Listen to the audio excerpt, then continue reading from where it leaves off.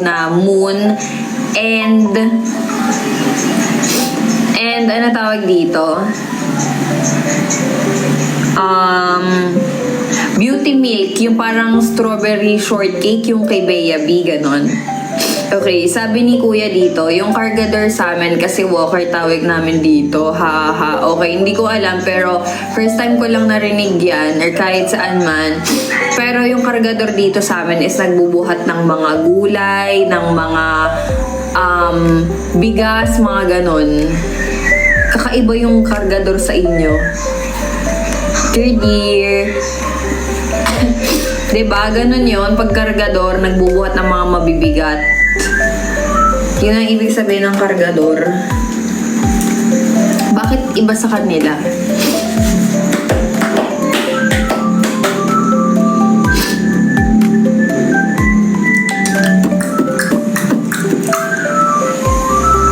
Grabing sipon. Okay, so if may mga gusto kayo malaman sa akin, guys, mag-ask na kayo ng questions. Kala mo naman talaga hindi pa ako kalala naman. Dami na natanong sa akin, uy. Kaya nga kargador, karga. Diba? Hindi ko maintindihan. Alam, first time ko lang narinig yun. Walker. Ano yung kargador sa kanila? Tama naman si Laila, kargador. It means karga. Kunwari ito, kinakarga ko. I'm kargador, ganon. Kasi buhat-buhat ka siya. Parang corny nun, pero sige. Guys, natikman niyo ba to? Masarap to. Pero wait lang, hindi ko na ulit ipapakita kasi dapat bayad ako, ganon. Overreaction ka naman, mama. Kasi first time namin narinig yan. Like, sa'yo lang yung kakaiba. Ayun. Okay. Uy, ang galing oh. Ang bilis mabutas. Ilonggo man ko ayaw at... Ano daw? Ay, may natutunan ako sa Bisaya. Tapos sa... Mindanao. Excuse me. Mindanao na salita. Inaral ko to kasi... pinagawa to sa akin sa brande. Ano yun? Sa Mindanao... wait lang, baka mali ako, nakakaya.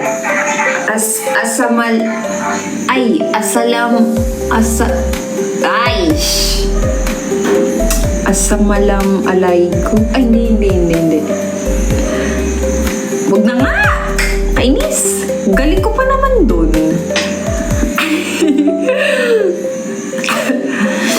Asalam alaykum. Ayan, ito. Maayong adlaw mga taga Mindanao. Maayong adlaw taga Visayas. Asalamu alaikum. Okay. Tapos sa Visayas, yung maayong adlaw sa mga ka-Visayas. Yung may pa sila eh.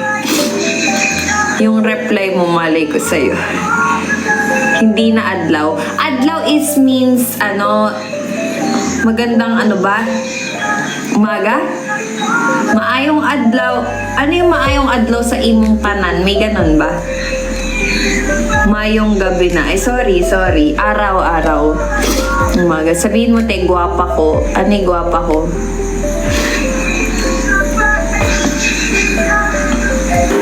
Maayong gabi sa tanan. Ang galing mo! Yung sinabi ko naman doon sa may brand, maayong adlaw sa tanan. Ay, galing.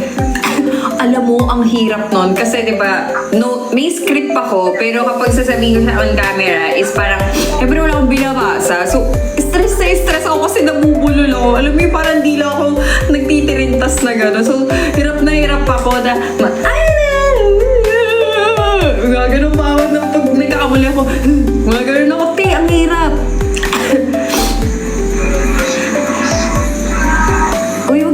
Kausapin, hindi ko naman naiintindihan yun. Maganda ako yun, Miss A. Thank you. Kailangan mo ata ng translator.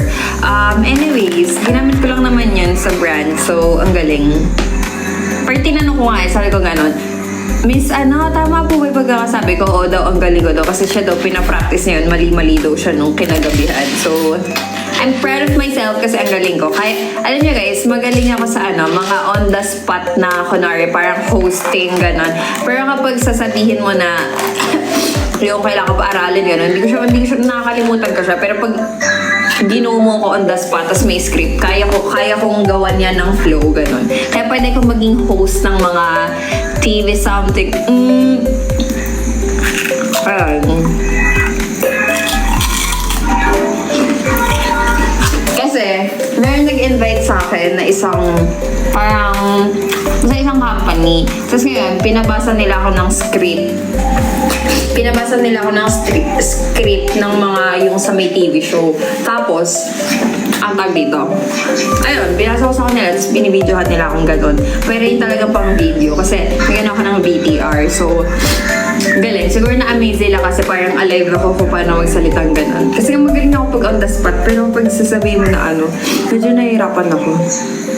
Ayun. Okay. Bala ko kasi ito sabihin kay Laila if nandito siya. Do you remember yung yung parang may Chinese name na may dog dito? Alam mo, ever since na last live na yun, basta gets mo na yun, and I think gets naman ni Shine yun, hindi ko na siya uli nakita ever since nag-live ako. I don't know. Wala lang, na-curious lang ako, ganun. Hindi na siya nakita ever. Kasi usually, before that live, parang tutok siya eh. Parang tutok siya. Like, parang, di ba, slightly na-comment siyang ganun. Pero nung after nun, ala na akong bali. Parang ganun. Si Delight. Anong Delight? Ayun. Kaya lang, share ko lang sa inyo. Last time, parang hindi. Yung last niya, yung live nung yun. Nag-view sa story. Hindi na din. Yun ba yung may usually hindi na siya nag-view. Or baka, oo, hindi na. After that live, wala na. Ganun. So, that's crazy, Anyways, ewan.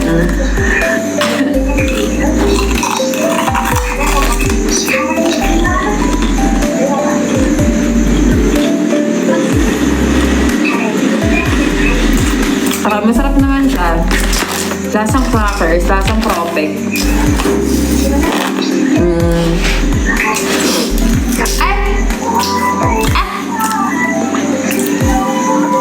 Okay. Inuubo ako pero gusto ko kumain ng cookies. Ganun talaga.